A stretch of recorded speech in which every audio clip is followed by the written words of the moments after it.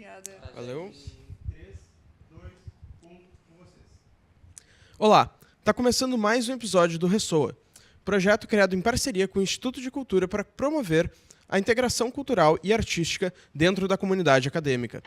O Ressoa oferece um espaço para bandas e artistas regionais se apresentarem e divulgarem os trabalhos aqui na Escola de Comunicação, Artes e Design, a FAMECOS. Eu sou Fran Gayer. E eu sou Júlia Lessa. No episódio de hoje, vamos conversar com a artista Viridiana. Seja muito bem-vinda. Através da música, ela retrata as vivências como mulher trans no Brasil. Em 2020, foi lançado o seu primeiro disco, Transfusão. O projeto tem 3 videoclipes, um filme e um show de abertura. Seja muito bem-vinda. Muito obrigada, é um prazer estar aqui com vocês. Então, para começar, conta para nós um pouco como é que foi a tua experiência aqui no Ressoa. O Ressoa, logo que ele surgiu, assim, foi uma coisa que me chamou muita atenção, porque vários amigos meus estavam tocando em outras edições do projeto, e daí eu pensei, nossa, não é sempre que a gente se vê com abertura em espaços tão legais e com tanta estrutura, assim, para receber. E eu achei muito bela, assim, essa iniciativa, e hoje o nosso show, nossa, foi super bonito ver esse trânsito das pessoas, tipo, se deixando levar e se deixando atrair pela música que a gente está tocando, assim. É sempre muito legal tocar em público, assim, né? Tipo, jogar a música como uma garrafa no mar, assim, e ver o que volta. É muito bom. Bom, e hoje a gente teve a honra de ouvir Navalha, single do teu novo álbum, Coisas Frágeis, que vai lançar agora dia 5 de setembro. O que te inspirou? Quais foram as suas inspirações para escrever essa música? Navalha, assim como meio que todo o repertório do Coisas Frágeis, surgiu de um ímpeto que eu nunca tinha escrito tipo, uma canção de amor, ou uma canção tipo de coração partido, assim. E daí eu fui lá e escrevi, tipo, 10. Tipo, e daí isso tudo meio ecoou, assim, e o repertório do disco veio dessa forma, assim. O disco inteiro meio fala desse lugar do amor e da quebra de coração, do tesão e dessas coisas. E Navalha, justamente, é sobre esse magnetismo muito forte, às vezes, que alguém sente, enfim. E isso é meio sobreposto a uma sonoridade meio tipo house, Madonna, New Order, assim. Então é essa coisa retrô com um sentimento que é muito atemporal, né? Que é o da fixação, assim, por alguém. E daí o disco, o Coisas Frágeis, que vai ser lançado em outubro, ele traz essa trajetória, assim, de uma paixão que floresce, que tem alguma ruptura e que tem uma fossa e depois se reconstrói, assim. Então, esse é meio o universo semântico da coisa toda. Menina, tu tocou também hoje, né? E é uma música bem profunda, ela é bem forte. O que ela significa para ti? Menina é a última faixa do meu disco Transfusão, de 2021. E ela surgiu... É isso, ela foi uma canção que eu fiz e não mostrei pra ninguém e, tipo, guardei. Porque, sei lá, eu achei que eu tava sendo tão direto ao ponto na letra e tão minimalista no arranjo, porque é basicamente só voz e guitarra, e minhas músicas geralmente é uma confusão, que quando eu fiz essa música, eu não conseguia levar ela a sério, assim. Tipo, ela parecia maior que eu, e ao mesmo tempo era muito louco, assim. E ela fala justamente sobre o meu processo de transição, assim. Chega um momento da vida em que eu me vi numa necessidade de incorporar uma outra vivência, uma outra expressão de gênero, um outro nome, enfim, várias coisas. E o que acontece com a vida que fica antes disso, né? Tipo, eu tô fechando uma porta e abrindo outra porta, eu tô só, tipo, redecorando esse espaço. O que é, tipo, renascer quando se transiciona, né? O que é isso? E daí, Menina, é meio a minha tentativa de responder um pouco essas perguntas pra mim. Certo. E a gente vê pelas tuas redes que tá vindo uma nova era agora. E tu pode nos contar um pouco o que a gente pode esperar dessa nova... Eu acho que essa é inclusive, a primeira entrevista que eu dou falando tão abertamente do novo disco. Mas, eu atualmente estou na crista da onda com esse trabalho. Estou muito feliz e muito emocionado em poder compartilhar, assim. Coisas Frágeis é um disco que está sendo financiado pela Lei Aldir Blanc. Então, a Secretaria de Cultura do Estado financiou vários projetos. Teve um gás por causa das enchentes de 2024. E a gente foi contemplado para fazer um trabalho de criação de um disco autoral de uma travesti, tipo, de música eletrônica, tipo... Isso vem de um lugar que é realmente muito, muito afetivo, uma responsabilidade grande, assim. E agora a gente vai lançar o primeiro single, Navalha, dia 5 de setembro, e o disco lança dia 3 de outubro. E é isso, assim, é Viridiana mais pop, é Viridiana mais passional, assim, é todo o universo imagético do disco é baseado em Eros e Psique, nos arquétipos da mitologia greco-romana, que é essa coisa, então, da flecha, do cupido, e dessa amazona que vai em busca, tipo, de um grande amor, assim. Então, a gente já está começando a lançar essas fotos, esse single. É meu primeiro disco em parceria com os Viridi Boys, que é a banda que tocou comigo hoje, o André, o Bernard e o Ricardo. A gente produziu todas essas canções entre o fim do ano passado e o início desse ano. E é o meu primeiro disco que tem feats. Eu nunca tinha feito música com outras pessoas. E dessa vez tem uma canção que é com a Clarice Falcão, e uma música que é com a Cato e com a Navalha Carrera, que é uma guitarrista lá do Rio de Janeiro. Então, isso é um trabalho que ao mesmo tempo ele é super pessoal e íntimo e profundo, só que ao mesmo tempo ele é minhas primeiras parcerias musicais. É quando eu paro de fazer música dentro do meu quarto e eu começo a fazer música, tipo, com uma banda de rock. Então, quais tu diria que são tuas maiores inspirações musicais? Eu fui criada muito ouvindo música pop, assim, música de sintetizador, música de beat, assim. A minha mãe é bailarina de balé clássico e de jazz, então ela ouvia muita música em casa e dançava muita música. Então, realmente, eu fui criada à base de Madonna e New Order. E o meu pai, por outro lado, era um roqueiro, então, tipo, Legião Urbana. E a minha irmã, uma época, teve uma fase muito Los Hermanos. E eu tô falando esses nomes porque são nomes que eu sei que são polêmicos, mas que eu amo muito e que aparecem no meu trabalho, assim. Ao mesmo tempo, eu olho para essas referências que são atuais e nacionais, principalmente o trabalho da Letrux. Eu acho fundamental para pensar essa... Hoje mesmo, depois do show, uma pessoa veio falar comigo. Ela falou, tipo, nossa, parece que é difícil encontrar música eletrônica, assim, música mais pra cima, mais de pistinha em português. Que seja, tipo, né, uma canção em português. E acho que a Letrux, quando ela teve esse rebranding de Letucci para Letrux, ela trouxe muito essa linguagem da pista, da festinha. Então é um nome que eu levo muito, assim, que nem Fernanda Abreu e Marina Lima. As cariocas. Acho que eu tô numa fase das cariocas. Tu cresceu num meio bem artístico, né? E a tua música é muito viciante, é muito boa mesmo. Muito obrigada. Eu acho que justamente isso, assim, ter tido uma mãe e um pai que não são músicos, mas que levam a música muito no seu dia a dia, assim, estão sempre ouvindo música. Isso me ajudou muito a conhecer muita coisa, realmente. E estudar música academicamente veio por causa dessas de crescer nesse meio artístico? Não, estudar música academicamente foi porque minha mãe um dia me falou, filha minha faz faculdade. Eu tive uma adolescência um pouco conturbada, assim, porque foi quando eu comecei a transicionar, e, enfim, aquelas coisas de adolescente mesmo, e tem que ser assim, adolescente, né, é um bicho que tem que ser descontrolado. Claro que não precisa passar pelos perrengues que eu passei. Mas, e daí, em um desses momentos de rebeldia, assim, teve um dia que minha mãe, ela realmente assim, me sentou e falou, tá, olha só, tipo, tem coisas que eu sei que tu vai fazer e tá tudo certo, mas, por favor, tu tem que fazer faculdade. E eu já tinha visto a minha irmã receber esse mesmo discurso, que a minha irmã é mais velha do que eu. Então eu sabia que eu ia ter que fazer. E isso foi quando eu tinha 17. E eu toco guitarra e violão desde os 10, 11.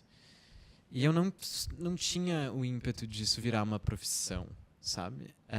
Teve um episódio na minha... Eu nunca tive muitos professores de música, mas quando eu tinha tipo uns 13, eu fiz aula de guitarra com um professor perto da minha casa. E ele... Me lembro que um dia ele chegou e botou na minha frente uma folha, assim, com todas as escalas maiores e menores. E ele começou a me ensinar, tipo, a escala maior é isso aqui, não sei o que, a escala menor é isso aqui, lá. E eu fiquei muito brava. E eu virei pra ele e eu falei, olha só, tu quer me ensinar isso porque tu acha que eu vou trabalhar com música. Mas eu nunca vou trabalhar com música. Olha o destino agindo. Então, muitos anos depois daí na minha adolescência... isso, eu sabia que eu tinha que fazer algum vestibular, prestar algum vestibular, e a música parecia que era a única coisa que me interessava o suficiente para eu ficar 4 anos em cima disso. E daí fiz vestibular para música popular, na URGS, que é um curso que daí me abriu muito leque, assim. Eu imediatamente parei de tocar violão e comecei a fazer música no computador. Comecei a aprender o que eram sintetizadores e como que era fazer música eletrônica, música experimental e performance, e me jogar no chão e gritar no microfone. Coisas que a Universidade Federal proporciona. E foi isso, assim. Tanto que meu primeiro trabalho que eu gravei e compus foi meu TCC, que é um EP que está no Spotify ainda, está nas plataformas ainda. O que veio antes da Transfusão. Então é isso, foram 4 anos de estudo formal e acadêmico de música, mas também foram 4 anos de eu só, tipo, podendo testar tudo que eu achei que eu gostaria de fazer. E eventualmente descobrindo. Tu acredita que foi nessa época, mais ou menos, que tu achou meio que uma identidade para ti musical, mais ou menos teu estilo? Com certeza. Acho que um dos grandes méritos da faculdade de música, assim, e quando alguém me pergunta se vale a pena, se eu gostei, se eu não gostei, é meio tipo, olha, eu detestava uma coisa antes de entrar na faculdade de música, que é, eu detestava fazer trabalho em grupo. E o curso de música popular da URGS é 4 anos de trabalho em grupo, e tocando em grupo, e debatendo coisas em grupo. E foi nessa vivência, assim, de estar sempre tocando com alguém, de estar sempre, tipo, tendo que criar coisas com pessoas que eu nem sei quem são, e que às vezes são muito mais velhas, ou que vêm de uma vivência muito diferente da minha. E uma vivência musical muito diferente, que a gente tem que conhecer todos os contextos, assim. E acho isso que é muito rico, sempre. Como é que é o teu processo criativo para compor tuas músicas? Especialmente falando do Coisas Frágeis, foi um trabalho que eu compus. Eu comecei a compor em 2023, no fim de 2023.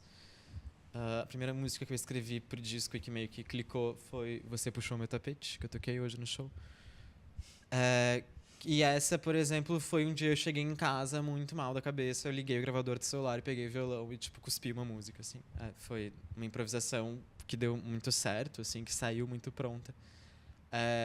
Mas tem músicas, pelo contrário, que não são assim, que demoram e que custam, porque elas são, tipo, quebra-cabeças muito intrincados. Tipo, que palavra tem que vir aqui, que melodia tem que vir aqui. E para essas músicas que eu não conseguia resolver durante Coisas Frágeis, foi para elas que eu chamei o André Garbini, que é meu baterista, e que compôs mais ou menos metade do disco junto comigo e produziu grande parte das faixas junto comigo.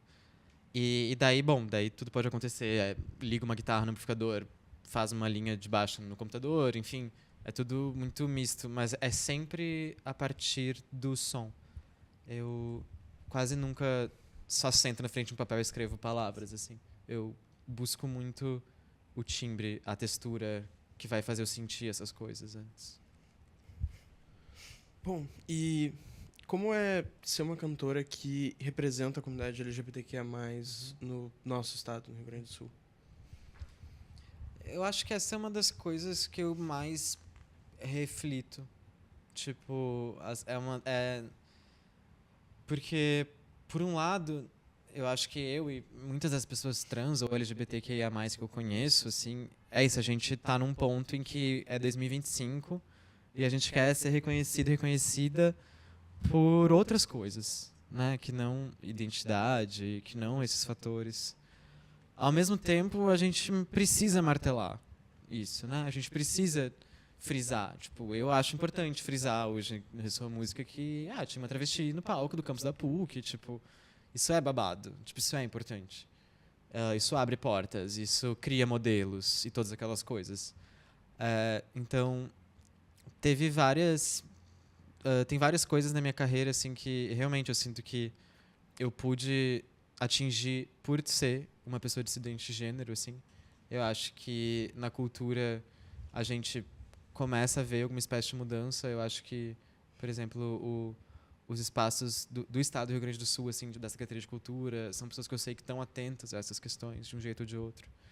Ao mesmo tempo, é isso, eu tenho amigos e amigas pretos e pretas que não veem isso, porque daí é outro recorte, daí é outro trabalho. Né? Não é só porque a gente está ficando um pouco mais tolerante com pessoas LGBT que a gente está sendo pessoas brancas menos racistas.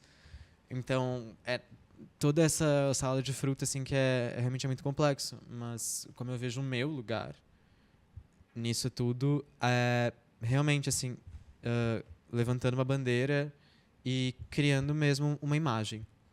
Sabe? Tipo, eu quero criar uma imagem que alguém possa olhar e enxergar que é uma travesti tendo um trabalho artístico e pagando a sua equipe e tendo seu corre feito de uma forma saudável.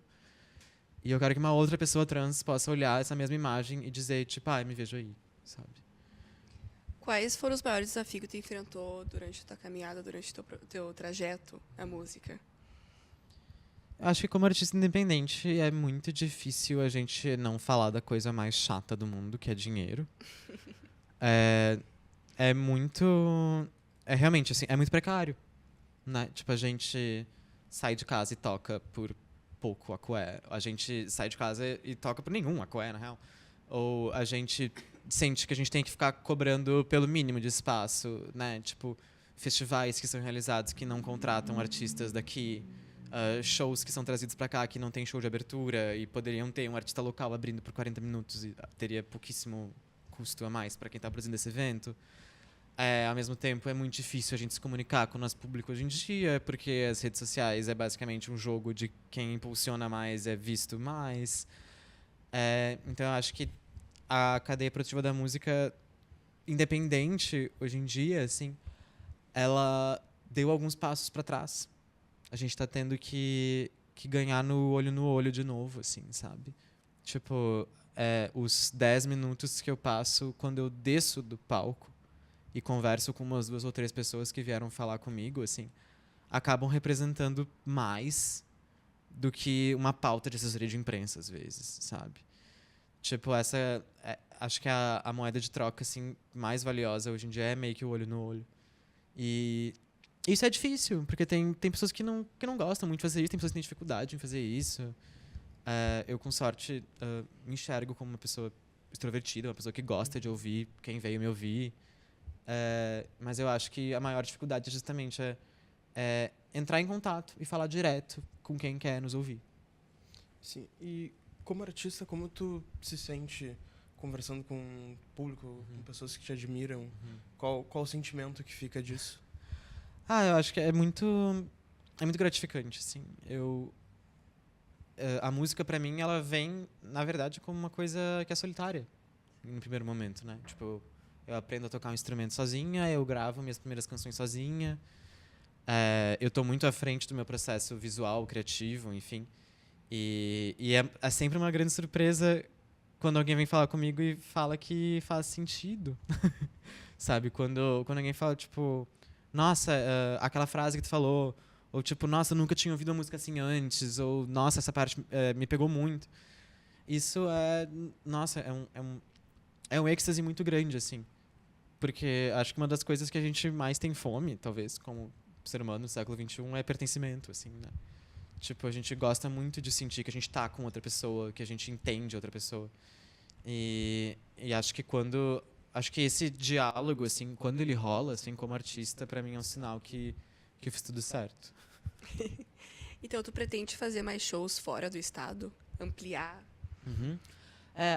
Eu tive uma experiência realmente muito, assim, momentos canônicos da minha vida, que foi a turnê Tiranos de Plástico em 2023, que foi quando eu e a Recreio, que é uma banda de rock daqui, que são dos meus músicos que tocam comigo e mais 2 pessoas, a gente entrou em 2 carros e foi dirigindo até Brasília. A gente fez, tipo assim, Porto Alegre, Floripa, Curitiba, São Paulo, Campinas, Rio, Juiz de Fora, Brasília, Goiânia. Eu esqueci alguma com certeza. Rio de Janeiro, sei lá. E eu nunca tinha tocado, nunca tinha feito uma turnê. Eu já tinha tocado em São Paulo, mas eu nunca tinha tido essa experiência de tocar em lugares pequenos, um dia após o outro, e só ir me distanciando cada vez mais de casa e vendo como tudo é diferente em outros lugares do Brasil, assim, como esse país é colossal e como esse país ama a música.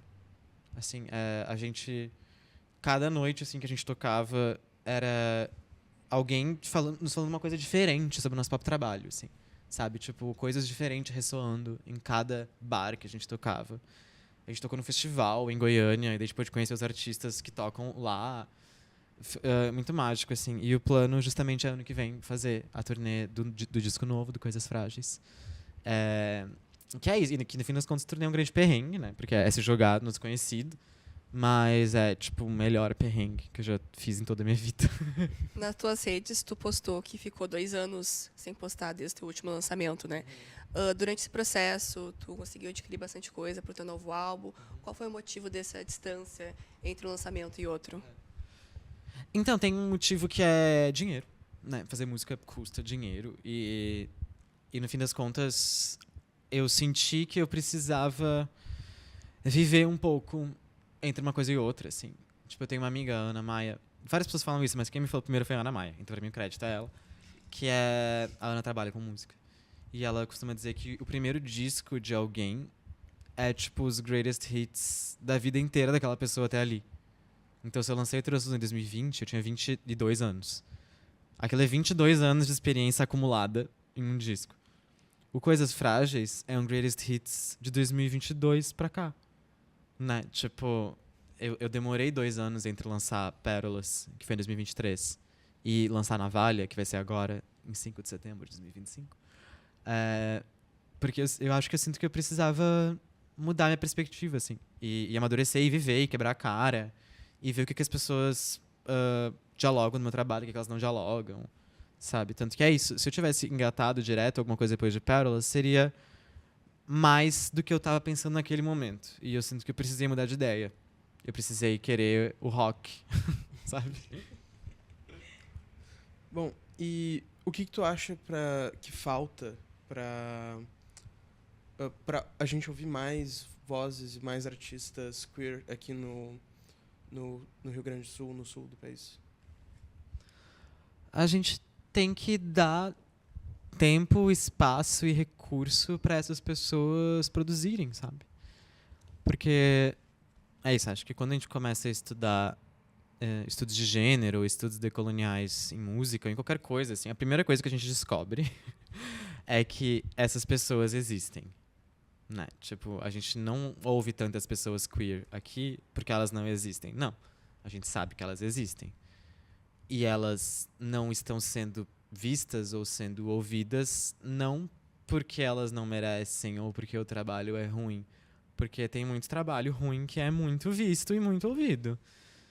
Mas o que essas pessoas não têm, geralmente, é acesso a um lugar que aceite fazer o show delas. Porque marcar um show não é ligar para uma casa de show e falar tal dia, tal hora.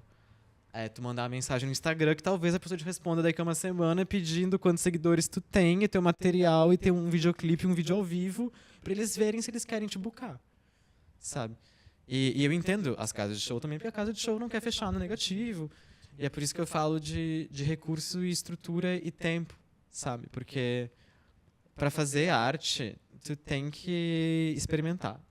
Né? Tu tem que, tipo, fazer uma vez e duas e três e quatro. Tipo, esse show hoje, ele aconteceu de início a fim meio que sem nenhum problema, sem nenhuma falha técnica, sem nenhum defeito. Porque eu já fiz vários que deram, sabe? Porque eu já ensaiei várias vezes, pude pagar ensaio pra ver que, tipo, eu tenho que ligar tal cabo de tal jeito, senão não vai rolar. E com pessoas dissidentes, assim, a gente sempre espera que elas cheguem prontas, né? Que elas tentem uma vez e que essa uma vez seja perfeita e que ela vai viralizar e daí vai surgir uma grande e próspera carreira. Quando é tipo, não, sabe? Tipo, as pessoas que são dissidentes, elas têm que ter o mesmo espaço para talvez até serem mais ou menos. Mas é porque a voz da diferença, ela tem que ser ouvida, né? Senão a gente só fica reiterando um mesmo discurso de gênero, de sexualidade, de raça. Então, para finalizar, gostaria que tu deixasse um recado para quem não ouviu as tuas músicas, que tu gostaria de dizer para essas pessoas.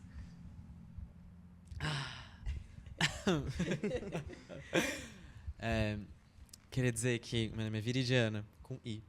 As minhas redes sociais são viridiana.music. A partir da semana que vem, né, no dia 5 de setembro, eu lanço Navalha, abrindo as portas para a Era Coisas Frágeis. E eu convido vocês a conhecerem todo o meu trabalho, que está no YouTube com videoclipes, com um filme, que está em todas as plataformas de streaming. Esse disco que está saindo agora é feito a muitas mãos daqui do estado do Rio Grande do Sul e do Brasil, pessoas LGBTQIA+, que foram contratadas e escaladas para produzir para você um trabalho de excelência e feito com realmente muito amor e carinho. Então, me sigam nas minhas redes sociais e nos streamings para ficarem sabendo de tudo que vem aí. Chegamos a mais um fim de um episódio. Muito obrigada, Viridiana, pela essa conversa. Foi um prazer te receber aqui hoje. Prazer é todíssimo meu. Muito obrigado. Bom, o próximo Ressoa Música ocorre no dia 24 de setembro com a banda Aitairu. A apresentação ocorre aqui no saguão da Famecos e a entrada é gratuita. Obrigada pela tua audiência. Te inscreve no canal do YouTube do LabJ para os próximos episódios e demais projetos. Também siga a gente no Instagram, no @labj_famecos.